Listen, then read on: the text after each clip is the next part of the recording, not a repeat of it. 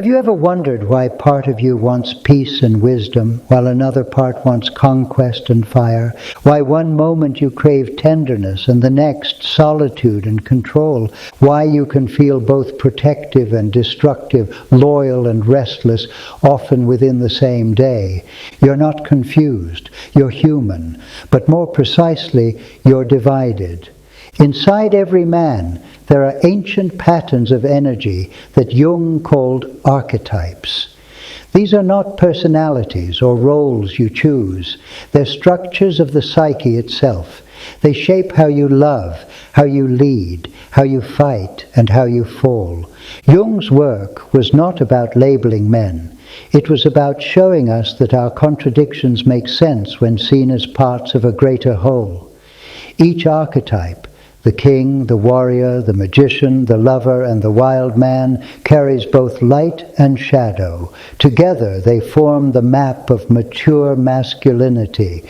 This episode is not a lesson in mythology. It's an initiation in awareness, so that you can see which of these forces rule your life, which ones you've exiled, and how balance between them leads not to perfection, but to wholeness.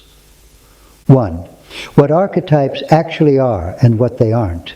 Archetypes are not roles you play or masks you wear. They are universal patterns of energy that predate you, the psychic blueprints through which human experience organizes itself. When Jung studied myth, religion, and dreams, he realized that the same characters kept appearing: kings and warriors, lovers and tricksters, priests and wild men. These weren't coincidences. They were manifestations of what he called the collective unconscious, the shared reservoir of human symbols and instincts. Every man, no matter his culture or time, carries these energies within him. To simplify, archetypes are not stories we imitate. They are the deep currents beneath the stories. When you feel decisive and grounded, you're not merely being confident, you're touching the king. When you protect a loved one or a principle, you awaken the warrior. When you perceive truth beyond surface appearances, you access the magician. When you open your heart fully, allowing beauty and connection, the lover moves through you. And when you shed all civility to reconnect with primal instinct, the wild man reminds you that civilization is not the same as wholeness. Most men live split between one or two of these, suppressing the rest. That imbalance leads to burnout, emotional numbness, and confusion about identity. Jung taught that individuation, becoming whole, requires acknowledging each archetype, integrating its gift, and facing its shadow. 2. How it appears in ordinary life. You can see these archetypes playing out everywhere. The man obsessed with control, who micromanages every detail of his business and relationships, is possessed by the king's shadow, the tyrant, the man who avoids all conflict and hides behind niceness, has repressed the warrior and lives under the weakling king. The man who knows everything in theory but acts on nothing is trapped in the magician's shadow, the detached intellectual. The man who chases pleasure, novelty, or romance as proof of worth is lost in the lover's shadow, the addict. And the man who resents civilization, who rages at systems and resists all responsibility, is consumed by the wild man's shadow, chaos without containment. In your own life, these forces often appear through repetition. You may find yourself always overcommitting to others. That's the immature lover, desperate for validation. You may feel empty after every success. That's the wounded king who mistakes productivity for purpose. You may overanalyze every choice. That's the magician without the heart's guidance. These aren't failures, they're invitations. Each pattern points toward an energy in you that's been split off, waiting to be remembered. 3. Origins and the boy who stayed. Most of our imbalance begins in boyhood, when we unconsciously model one archetype and suppress the rest. If your father was harsh or distant, you may have rejected the warrior and lived through the lover, always seeking peace, afraid of anger. If your mother overprotected you, you may have stayed in the lover's comfort, resisting the magician's solitude or the king's discipline. If you were praised only for achievement, you may have overdeveloped the warrior and lost the lover's warmth. As children, we learn quickly which parts of us are safe to show. We shrink or exaggerate to survive the emotional climate of the family. The boy learns, if I'm gentle, I'll be hurt, or if I'm strong, I'll be punished. So he fragments. The tragedy is that what protects him then imprisons him later, because adulthood requires all the energies the boy had to suppress. The path of integration begins when you stop identifying with just one archetype and start recognizing that all of them live within you, waiting to be matured. 4. Contact without collapse. Facing these archetypes doesn't mean acting them out. You don't become the king by dominating others, or the warrior by fighting every battle. You become them by recognizing their energy within and giving it clean expression.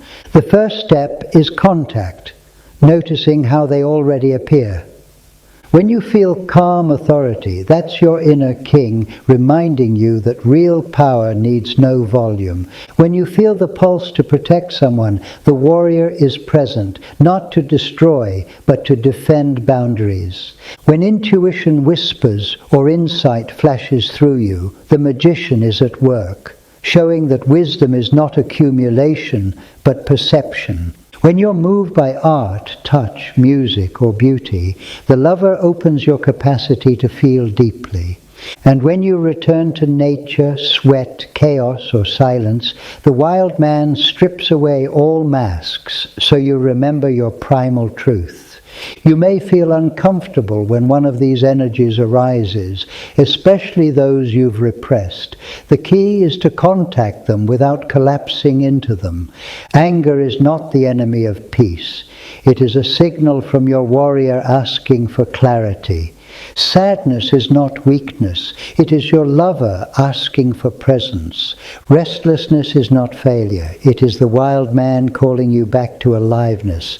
When you stop judging these movements and begin witnessing them, you gain what Jung called psychic objectivity, the ability to relate to your own inner world instead of being ruled by it. 5. Containment before expression. Containment is what separates maturity from chaos. Each archetype has immense power, and without containment it corrupts. The king without containment becomes the tyrant, controlling, punishing, devouring others' energy. The warrior without containment becomes the sadist, mistaking destruction for strength. The magician without containment becomes the manipulator, using knowledge to avoid truth. The lover without containment becomes the addict, mistaking intensity for intimacy. The wild man without containment becomes the outcast, burning everything because he cannot bear stillness. Containment is not repression, it's leadership. It's knowing that your emotions are valid, but not sovereign. It's being the vessel, not the storm. The man who contains his fire becomes a forge. He shapes his life instead of being consumed by it. 6. Consequences of avoidance versus integration. When you avoid your archetypes, they rule you from the shadows. When you integrate them, they serve you consciously. Avoiding the king leaves you directionless, forever reacting instead of ruling. Avoiding the warrior makes you resentful. You comply outwardly but rebel inwardly. Avoiding the magician leaves you gullible, forever repeating what others told you is true. Avoiding the lover dries your soul. You become efficient but empty. Avoiding the wild man cuts you off from instinct. You lose the pulse of life itself. Integration, on the other hand, gives coherence. The king grants order and blessing. The warrior grants courage and clarity. The magician grants insight and adaptability. The lover grants empathy and connection.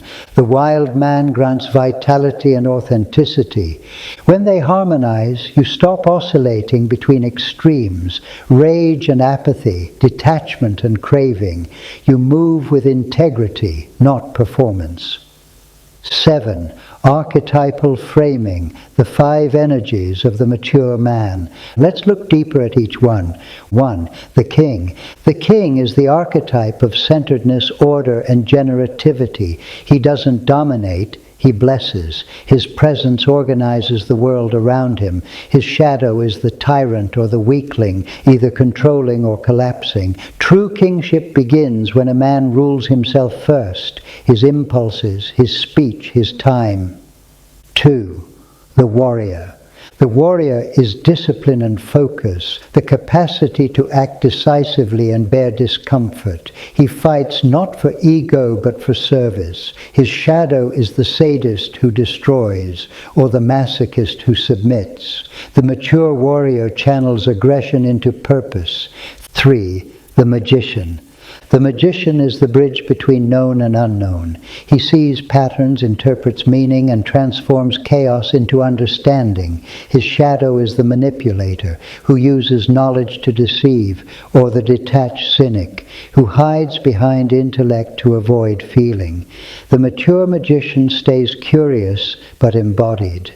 4. The lover. The lover feels everything: beauty, grief, longing, creation. He connects life through emotion and presence. His shadow is the addict or the impotent, swinging between obsession and withdrawal. The mature lover loves with boundaries and stays open without losing form.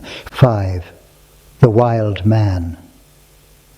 The wild man is the untamed essence of vitality, the raw connection to instinct, earth, and freedom. He remembers what civilization forgets, that strength comes from nature, not status. His shadow is the savage or the drifter, either destroying or refusing responsibility. The mature wild man integrates instinct with integrity. Jung never listed these 5 in one book. They emerged from his symbolic studies and were later expanded by post-Jungians like Robert Moore and Douglas Gillette. Yet their essence remains timeless. They describe the architecture of the masculine soul.